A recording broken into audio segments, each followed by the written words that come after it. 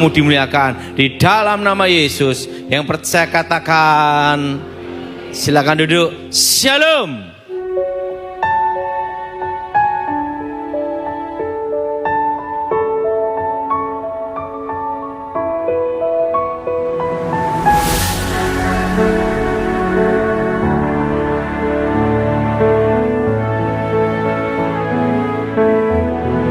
Sudah kasih dalam Tuhan, kita saat ini bahas tentang permulaan dari kesusahan. Apa saudara? Apa saudara? Masih permulaan, belum pertengahan. Apalagi sekarang baru ribut padam listrik, betul? Betul? Nah, saudara, tahun 96, tepatnya bulan November, saya mengalami kecelakaan dan roh saya dibawa ke surga. Ditunjukkan masa yang akan datang, apa yang akan terjadi atas Indonesia dan dunia. Tapi terutama untuk Indonesia. Karena waktu itu baru mendapat penglihatan itu, maka ditulislah sama seorang yang namanya Muladi, Letnan Kolonel. Untuk bikin buku ditulis. Capek-capek nulis sampai 3 bulan. Saya bicara, saya ditulis. Di situ ada 2 buku. Nah, bukunya tebel-tebel segini. Dan masih fotokopi. Dan itu pakai mesin ketik. Wah, capek sih ngetik. Saya bicara, saya ketik. Saya bicara, ketik. Letnan Kolonel. Pensiunan. Dan apa yang terjadi? Setelah buku itu jadi, tahun 1999, tepatnya di Semarang. Nah, itu ada 2 buku ini. Ada berapa, saudara? Nah, buku pertama namanya Dunia Roh. Dan bahas tentang santet, tentang ilmu-ilmu gaib. Dan buku yang kedua, itu tentang masa depan Indonesia sampai 2035. Presiden, wakil presiden, termasuk saham, termasuk emas, semua ada di situ semua. Tahun 99 buku itu diserahkan kepada Gilbert. Buku yang pertama dan kedua. Di Semarang, tepatnya Pak Junawan. Pak Gilbert hanya ngelihat aja buku yang pertama, dia setuju, ditanda tangan. Keluarlah buku namanya Dunia Roh dan seri-serinya. Nah, buku yang kedua, ini justru buku yang terpenting. Buku apa, saudara? Karena menyangkut masa depan bangsa, termasuk tentang kripto, tentang Bitcoin, tentang komputer kuantum. Itu tahun 90 udah ada di situ, saudara. Udah ditulis, saudara. Di stand ke Pak Gilbert. Pak Gilbert kelihatan tidak tertarik. Ditaruh.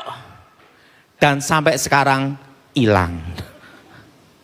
Tapi untungnya, sebagian masih saya ingat. Ini Pak Gilbert baru mau nyari bukunya sekarang. Karena itu menyangkut nanti tahun 2029 presidennya siapa ada di situ. Termasuk 2034, ya ada di situ semua. Termasuk nanti emas naiknya tahun berapa ada di situ semua. Nah, karena waktu itu kalau baca buku itu, itu kayak orang halusinasi memang. Karena itu bisa tentang sebuah komputer, drone, tentang perang cyber. Nah, zaman itu kan makan Kentucky Fried Chicken aja dianggap orang kaya. Belum ada namanya WA, betul?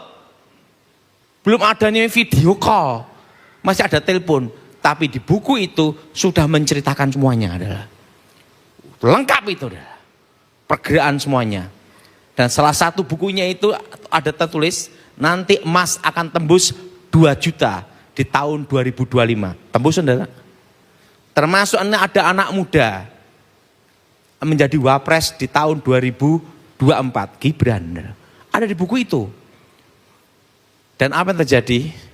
Sekarang tugasnya Pak Gilbert cari buku itu. Karena dia yang udah capek-capek ditulis.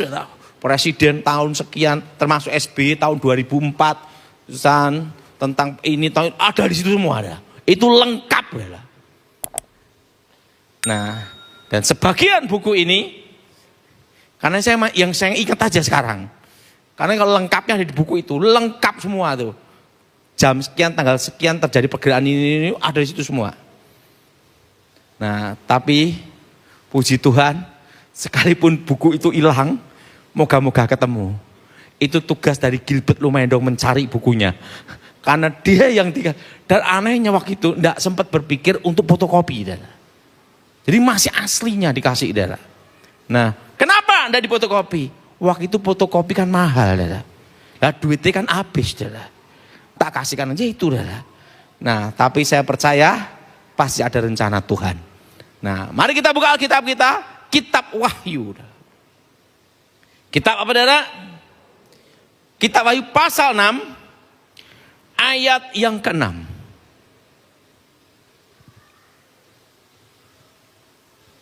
Kitab Wahyu pasal 6 ayat 5 sampai dengan ke-6. Kitab Wahyu pasal 6 ayat 5 sampai dengan ke-6, saudara yang genap, saya yang ganjil. Dan ketika anak domba itu membuka meterai yang ketiga, aku mendengar makhluk yang ketiga berkata, mari. Dan aku melihat sesungguhnya ada seekor kuda hitam dan orang yang menungganginya memegang sebuah timbangan di tangannya. Ayat 6 sudah baca.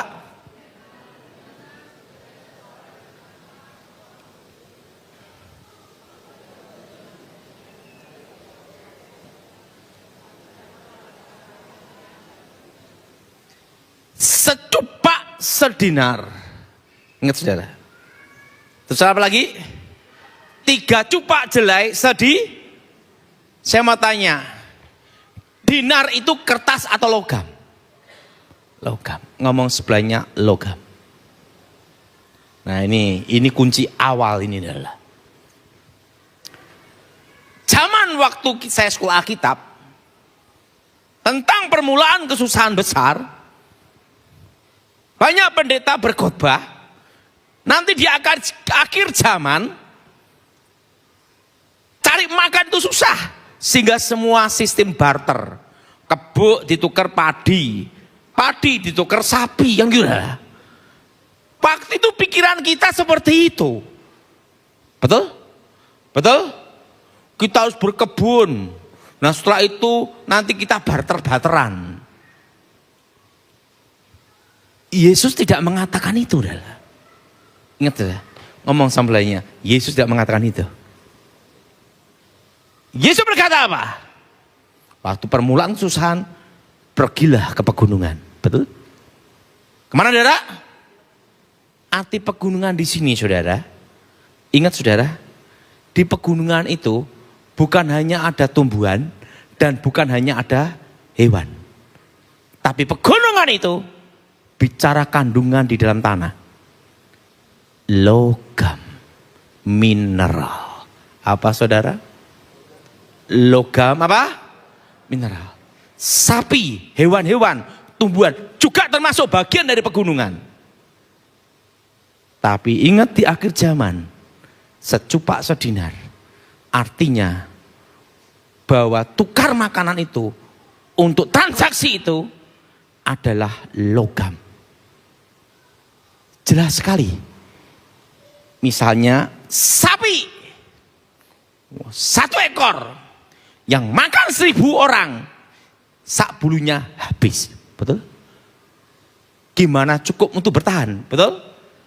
Tapi kalau 1 kilo emas ditukar sapi, jadi berapa? Berapa? 300 sapi, betul? Sekarang hampir 3 juta, betul? Ingat, logam. Ngomong sebelahnya logam.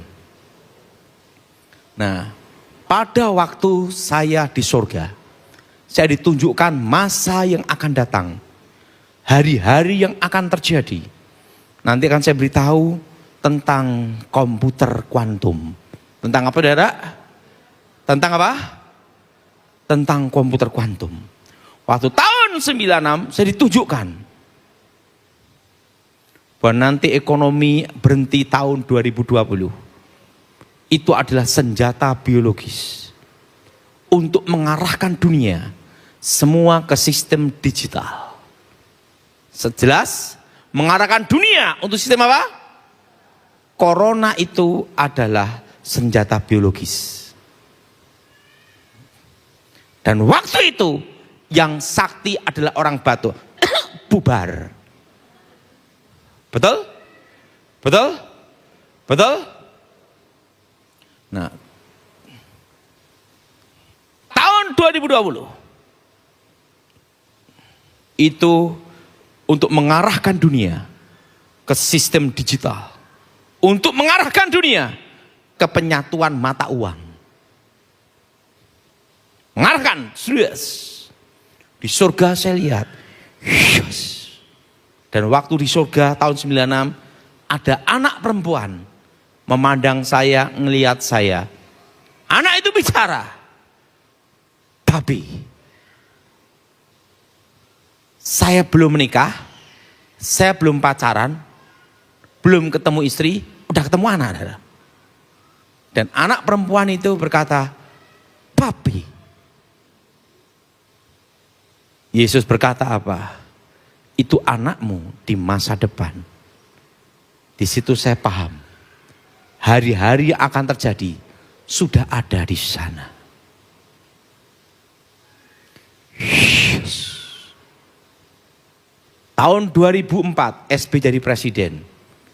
Tahun 2001 sebentar sama ajudan Megawati namanya Kolonel Pramono Edi. SB jadi presiden 2004.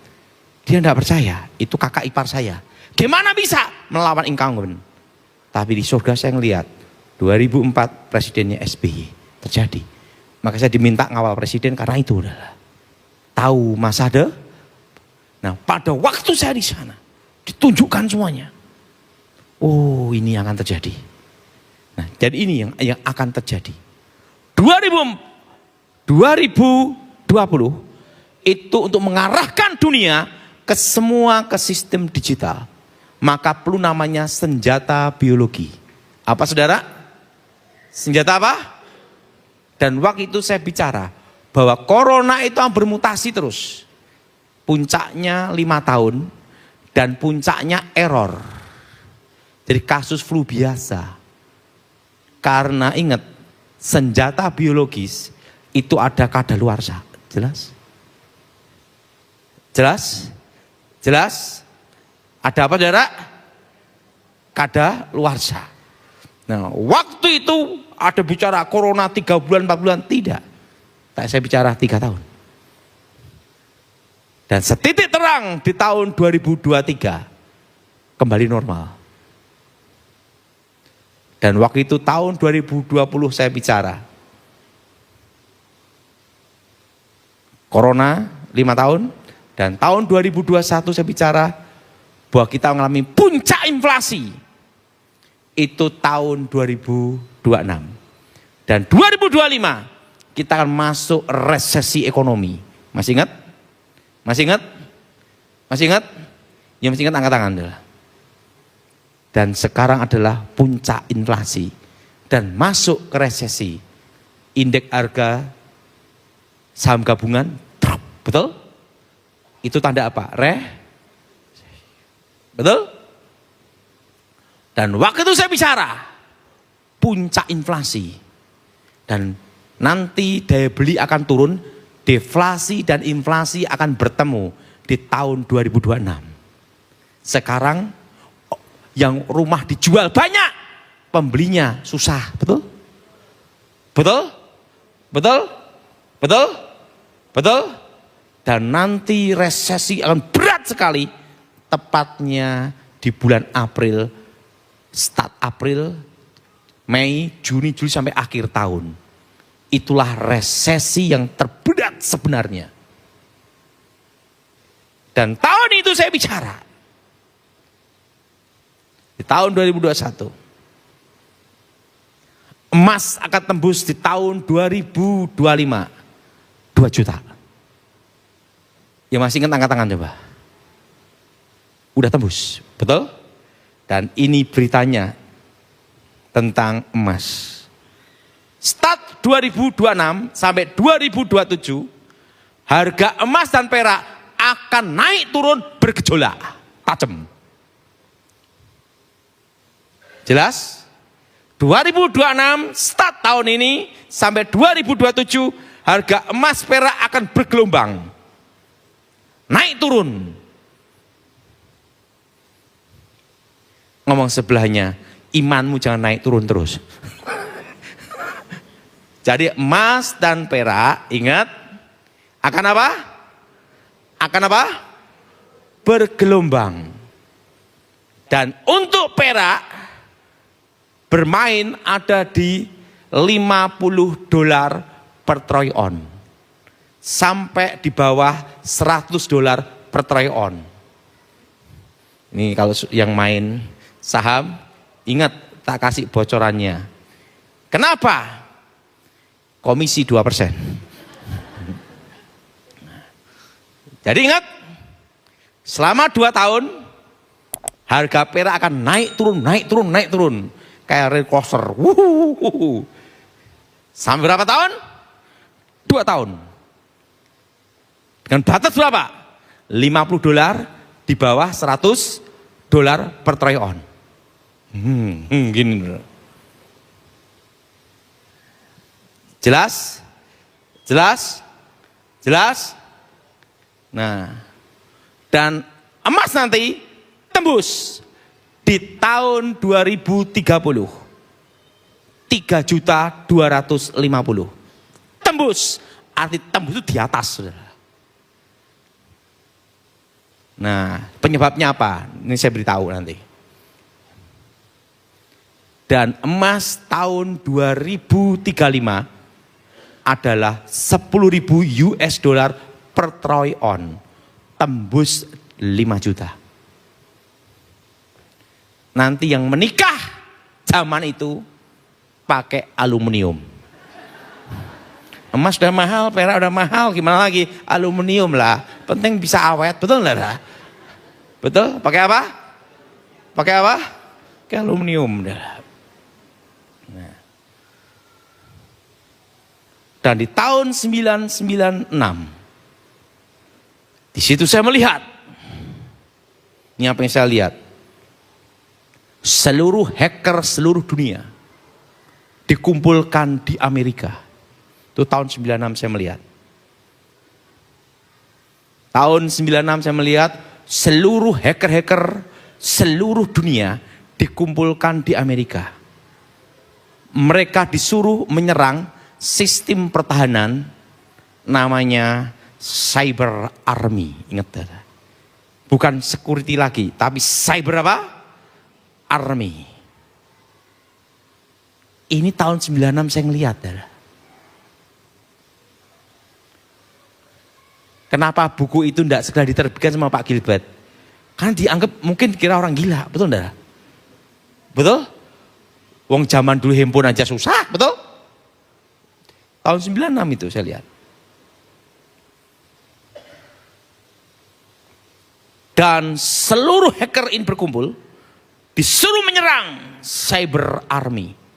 Sistem pertahanannya supaya AI mempelajari cara para hacker seluruh dunia dan supaya AI ini menguasai teknik sistem pertahanan dan menyerang para hacker seluruh dunia.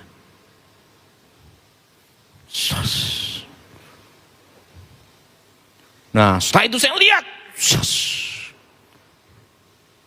dan tandanya seperti ini. Seret, seret, seret. A, I, G. Dan ada satu mata manusia di tengah. Mengamati seluruh dunia. Seret, seret, seret. A, I, G. Dan itulah yang mengendalikan dunia. Dan dunia diarahkan semua ke sistem digital. Pembangkit listrik, pembangkit sana apa itu, semua diarahkan digital semua adalah. Keuangan, pertahanan, semua 2020. Diarahkan ke semua. Penyatuan mata uang itu adalah digital. Nah, setelah itu di situ saudara, saya melihat suatu alat. Dan alat itu akan diaktifkan di tahun 2032. Modelnya alat zret, seperti ini. Tapi tajam-tajam gini lah. Dan di tengah ada suatu cahaya, warnanya ungu kebiru-biruan, kehitam-hitaman. Itu ada di ruang bawah tanah, itu hidrogen helium. Titik absolut 273 minus. Dan untuk menjaga kestabilannya, modelnya seperti ini, kayak cangkang gini deh lah. Terbuat dari logam tanah jarang untuk menstabilkan medan magnet. Dan disitulah kuantum, yaitu materi menjadi energi, dan langkah yang ketiga yaitu energi menjadi materi. Di mana di situ tidak ada energi, elektron, neutron, proton tidak ada, yang ada hanya materi. Itu lihat tahun berapa? 96. Cahayanya segini nih, bersinar. Biru ke biru-biruan, ke unguan, ke hitam-hitaman, ke perak-perakan, terang sekali. Dan di mana di situ hanya ada apa? Materi. Dan materi. Dan tidak ada namanya energi. Karena energinya sudah menjadi materi. Dan yang keluar dari situ adalah partikel kuantum. Modelnya gini, alatnya gini deh, saya lihat sendiri deh. Ini terbuat dari palladium dan perak sebagai penghantar untuk partikel kuantum. Dan besarnya itu alat pembangkit dan kuantumnya itu 1 hektar. Besar di bawah tanah. Itu ada di Israel, dikuasai oleh 4 negara sentralnya. Israel, Amerika, Rusia, dan China. Ingat, matahari ciptaan Tuhan, di luar itu made in China. Jelas? 4 negara ini. Nah. Dan pembangkit energinya untuk mengoperasionalkan itu adalah dengan plutonium, pengayaan dari nuklir. Itu di ruang bawah tanah 1 hektar.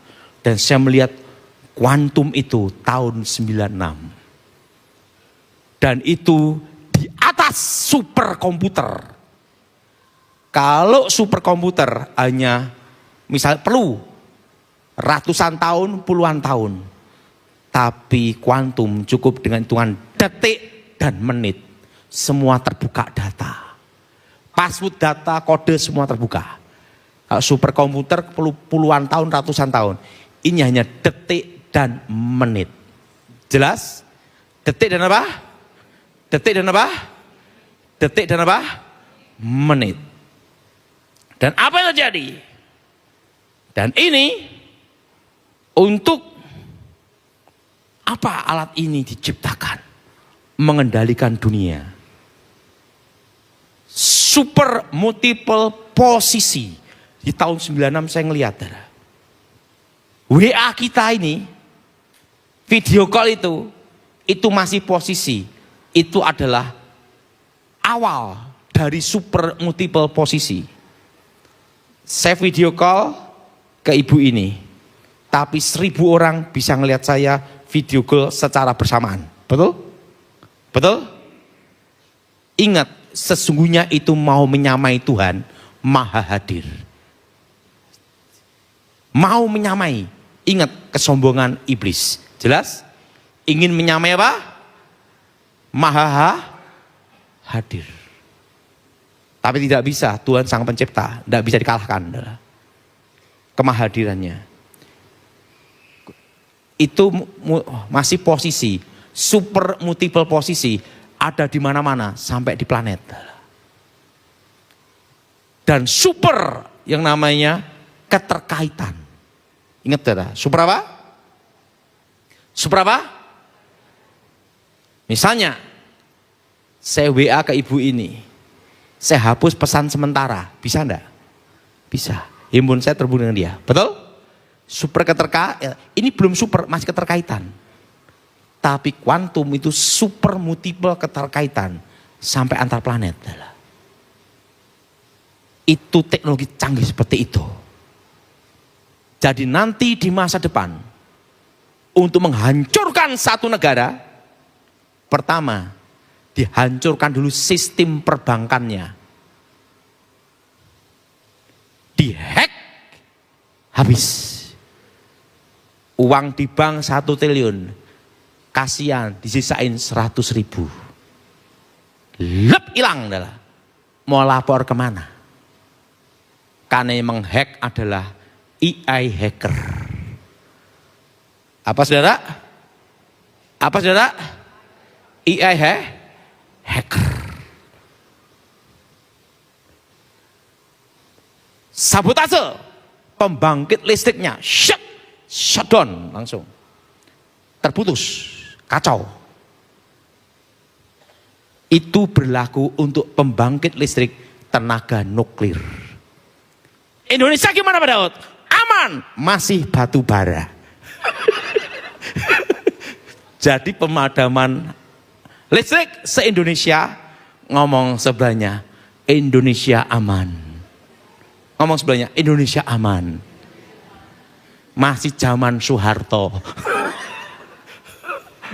Betul? PLTU, PLT, semuanya kan masih zaman Pak Harto, betul? Betul? Betul? Engkong punya, betul? Jadi saudara tidak boleh resah, tidak boleh bingung. 7 hari listrik mati, tidak ada itu. Kenapa tidak ada?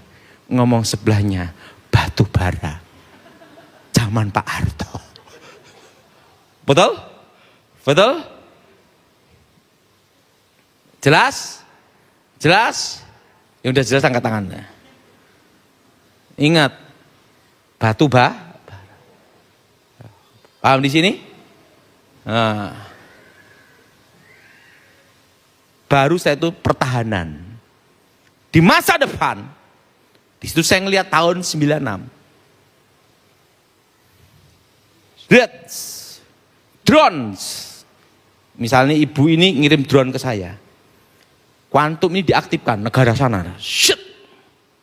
Keterkaitan multi posisi. Kehack langsung. Bisa nyerang sendiri.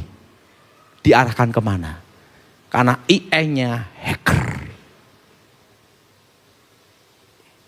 Sejago-jagonya hacker manusia, perlu ngopi, perlu ke toilet, betul?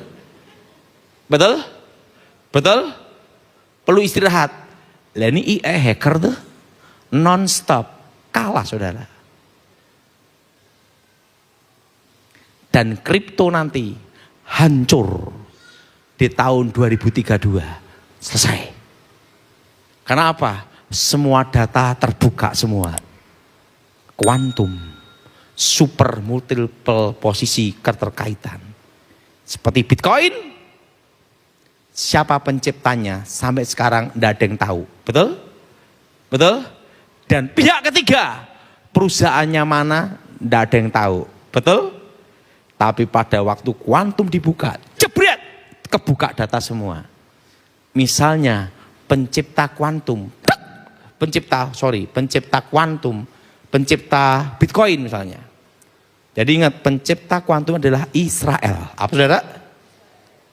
Misalnya pencipta Bitcoin, ke hack kuantum, terbuka. Wah, pencipta Bitcoin tidak taunya tukang ojek online gimana? Langsung bubar, saudara. Betul? Betul? Betul? Bubar enggak, saudara? Bubar. Data kebuka semua, saudara. Pihak ketiganya tidak taunya made in China, bubar, saudara. Betul? Karena semua data kebuka semua, saudara. Jebret. 2032. Jelas? Tahun berapa? 2000 berapa? 2. Dimulai. Dan uji coba kuantum itu sudah dimulai sekarang. Venezuela, Iran. Uangnya langsung apa? Hiperinflasi. Hack langsung sistem digital. Selesai.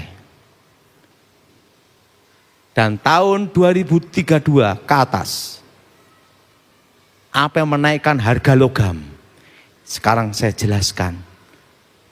Ikut saya semua, tidak ada yang baru di muka bumi ini.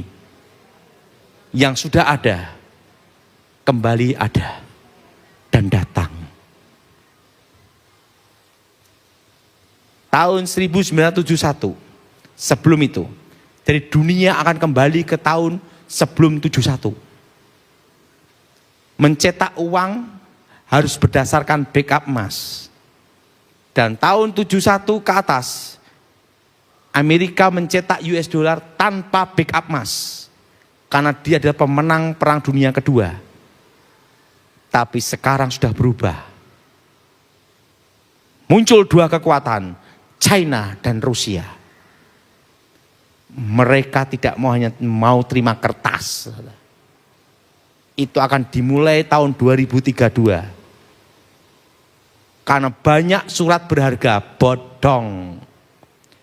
Nanti yang terjadi di Asia,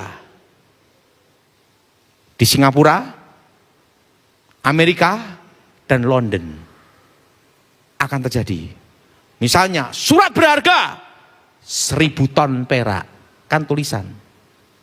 Nah, tahun 2032 dunia memerlukan fisik untuk industri. Kan tidak perlu kertasnya, perlu fisiknya. Mana peraknya? Belum ada, belum ready, atau masih cadangan dalam tanah. Itulah nanti di tahun 2032 yang menaikkan semua harga logam. Karena banyak surat berharga bodong. Jadi mulai sekarang, emas fisik, perak fisik, tembaga fisik. Tembaga nanti akan naik di masa depan, tahun 2035, $100 per poundnya. Ingat, komisi 2%. Jelas? Jelas? Karena dunia akan kembali ke fisik. Karena apa? Waktu komputer kuantum diaktifkan,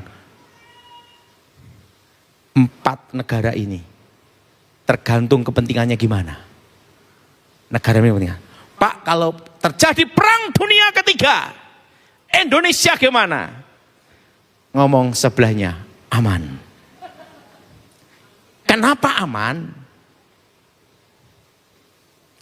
Untuk perang, ini saya beritahu, itu biaya besar. Dan harus ada kepentingan. Amerika menyerang Venezuela, kepentingan apa? Minyak dan perak. Greenland, kepentingannya apa? Logam tanah jarang dan lain-lainnya, betul? Nyerang Indonesia itu rugi. Pertama, serangan udara. Maksimal dalam pertempuran itu 2 bulan, 3 bulan. Serangan udara. Dan biayanya triliun. Betul? Betul? Betul? Biayanya apa? Triliun. Kedua, yang paling berat lagi kalau di Indonesia, nyerbu itu berat negara lain. Negara kepulauan laut. Logistik. Biayanya lebih besar, betul? Ketiga, kalau logistik itu 6 bulan. Distribusi perang laut itu bisa 6 bulanan, Dara. Karena pengiriman, ngerti, Dara? Yang ketiga, pertempuran yang paling berat itu di darat. Bisa tahunan, bisa bertahun-tahun. Ukraina aja sampai kan belum selesai. Timur Leste berapa tahun akhirnya lepas juga, betul? Pertama, biaya besar. Kedua, kepentingannya apa? Indonesia non-blok. Amerika panas, kerjasama di privat, betul enggak?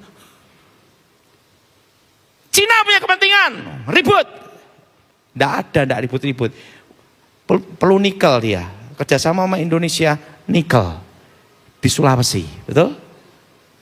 Rusia, China, Jepang, ribut enggak bisa, dia punya kepentingan juga. Toyota, mobil-mobil di Jepang produksi sini, betul? Semua negara diajak kerjasama, nyerang gimana? Pertama biaya besar, kedua penting win-win solution, sama-sama cuan, selesai. Waktu perang dunia ketiga, tenang, Indonesia paling aman. Tepuk tangan. Kenapa? Non-blok. Semua diajak kerja. Perang sama siapa gitu? Pertama biaya perang itu besar, betul? Serangan udara, bisa sebulan 2 bulan, betul? Serangan laut, logistik, kepulauan, itu berapa? Itu laut itu lebih besar. Masih pertempuran di darat. Ingat, kepulauan kecil, gerilya, betul? Berat, rugi. Udah usah diserang aja udah kerjasama. Jadi saudara enggak perlu khawatir. Indonesia aman. Mati lampu, enggak bisa. Kenapa? Tergantung batu bara, tinggal nambang. Betul? Karena teknologinya Indonesia bukan nuklir. Yang bisa dihack AI hacker itu, yang harus ada pembangkit listriknya nuklir. Jelas? Karena ada radioaktif. Kayak Jepang itu nuklir, betul? Betul? Nah, Ukraina, betul? Nah, Indonesia apa? Batu bara. Mesinnya zaman apa? Pak Harto. Justru karena manual, masih konvensional, Indonesia itu aman. Pak, kalau sertifikat elektronik gimana? Sertifikat elektronik di Indonesia juga aman. Kuncinya di akte jual beli, itu kan bukan digital, tanda tangan tertulis, betul? Warkah BPN, ketika backup data, dari sertifikat elektronik semua aman. Jelas? Jelas? Karena kuncinya dari mana? Di notaris, akte jual beli. Itu basic dasarnya. Jelas? Makanya akte jual beli saudara tidak boleh hilang. Karena itu basic dasar. Yang tidak bisa dihack. Sama hacker sampai ngehacker. Jadi ingat. Yang berharga itu adalah logam di masa depan. Dan ketahanan pangan. Maka semua saya sarankan berkebun dari tahun 2020. Karena harga pangan naik, yang tidak naik hanya harga diri, betul? Dan ini puncak apa? Inflasi. Jelas? Puncak apa? Puncak inflasi. Dan ingat, tidak usah khawatir. Tuhan pelihara kita. Waktu saya tanya Tuhan gini, Tuhan kapan engkau datang? Engkau tidak perlu tahu masa dan waktunya. Tapi yang perlu engkau tahu, aku menyertai umatku sampai kesudahan zaman. Jadi sudah tidak usah khawatir, Indonesia ini bisnis paling enak itu di Indonesia. Tepuk tangan. Jangan berpikir bisnis di Amerika, di Australia lebih enak. Salah, lebih enak Indonesia. Apa buktinya?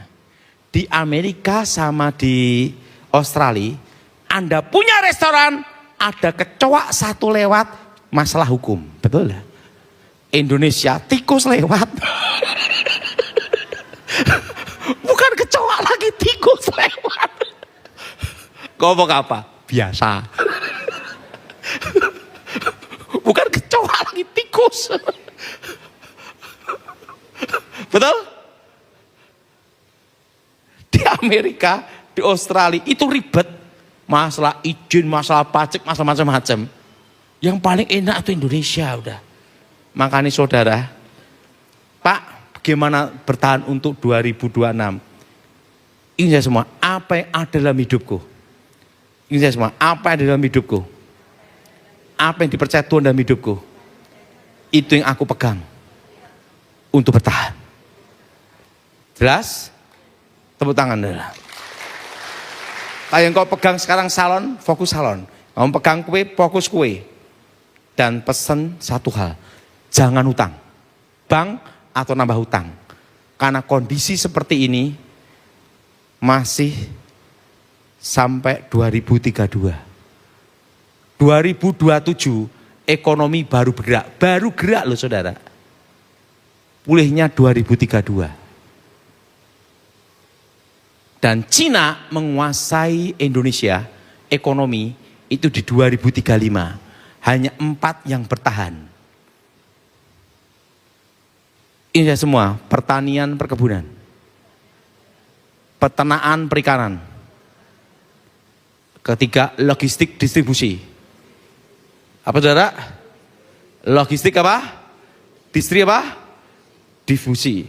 Termasuk itu toko besi, toko emas, yang material kandungannya ada di Indonesia lebih banyak, itu aman. Jelas? Tapi ingat, industri dikuasai Cina. Jelas? Kayak garment, tekstil dikuasai Cina. Kuliner aman, kecuali Chinese food. Kenapa? Yang asli datang. KW lewat. Sekarang udah mulai. Betul? Betul? Betul? Itu terjadi. Saya memberitahu sejak tahun 2020. Yang asli datang. Kuliner Nusantara. Yang keempat, tanah. Di 2035 akan terbit pembatas hak kepemilikan tanah. Hak GU, hak GB akan dipersulit atau terbatas atau tiba-tiba di stop. Itu tahun 2035. Terbit undang-undang pembatasan hak kepemilikan. Dan yang paling aman adalah sertifikat hak milik. Sekarang sudah mulai tanah telantar. Betul? Betul? Padahal saya khotbah ini sudah saya beritahu sejak tahun 2020. Sekarang akan dimulai. Pak, inikah kesusahan? Belum. 2032 itu baru permulaan. Ngomong sama sebelahnya, permulaan, bro. Jelas? Jelas? Jelas? Tahun lalu 2024 saya pernah khotbah semua supaya nyimpan emas walaupun 1 gram. Masih ingat? Waktu itu emas masih berapa? 1.700.000. Tahun 2020 saya suruh nyuruh megang emas semua. Pengen nabung emas karena emas akan naik. Tapi ingat saudara, 2 tahun emas akan naik turun kayak roller coaster gini. Emas perak naik turun, tapi arahnya naik. 2030 3.250.000 tembus, arti tembus di atas itu. Jadi saudara yang punya berkat, simpan emas dan perak. Sedangkan uang rupiah hanya untuk bertahan transaksi. Karena kita tinggal di Indonesia. Dan selalu siapkan uang cash. Masih ingat? Ya masih ingat, angkat tangan saudara. Jelas? Sekarang apa? Uang cash. Pak, mata kuliah apa di masa depan yang bertahan? Hanya ada 2. Pertama IT, kedua hukum. Kenapa? Karena hukum tidak bisa diwakilkan AI. Jelas? Jelas? Hanya 2 ini mata kuliah. Nanti manajemen macam-macam semua AI.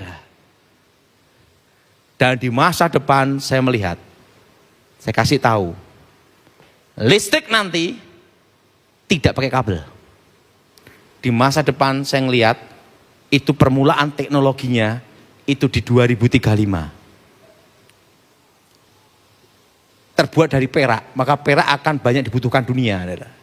Tes gitu, mengalir tanpa kabel.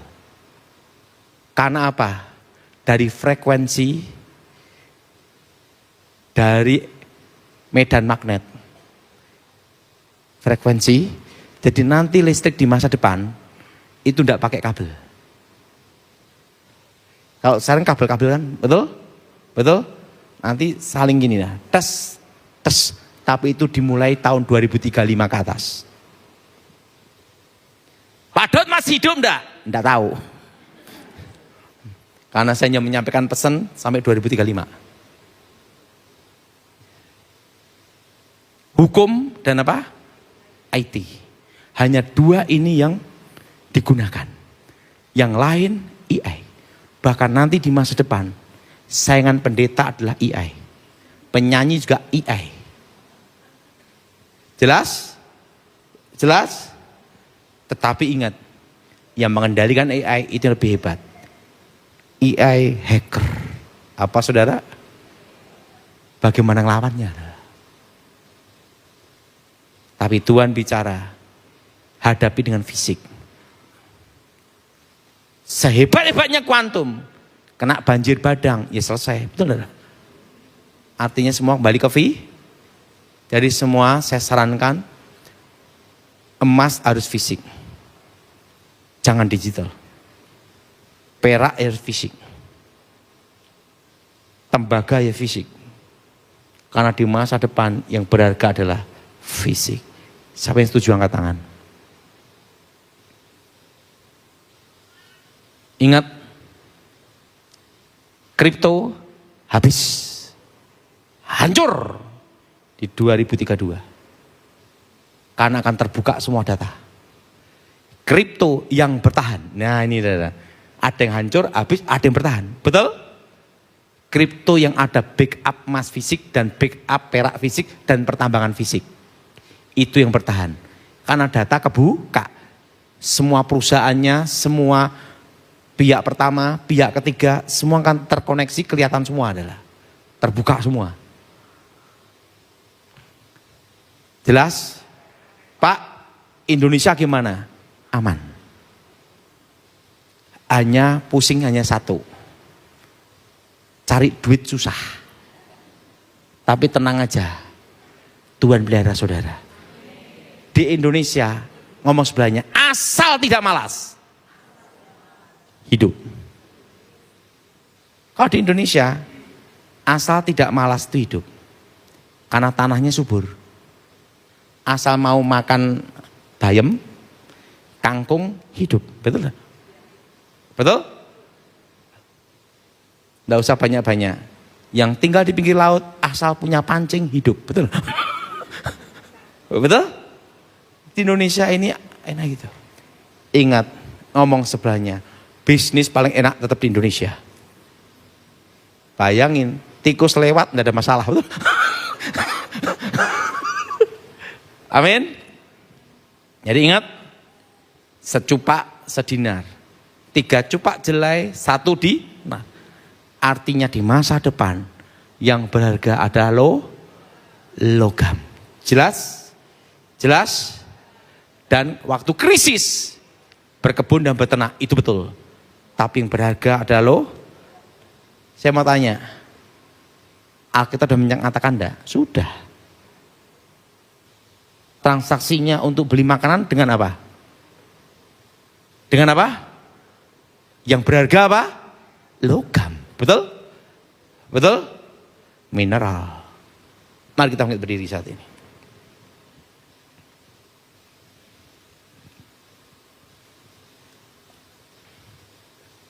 Ingat,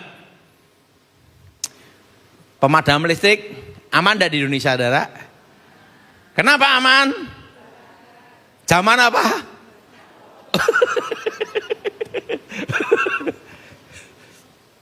Mari kita berdoa. Bapa di surga, dikuduskan namamu, datang kerajaanmu, jadi kehendakmu. Berkati firmanmu, berkati kami semua. Bebaskan dari yang jahat, bebas dari kegelapan. Lahat kami Tuhan dan nama dimuliakan di dalam nama Yesus. Yang percaya katakan amin. Silakan duduk.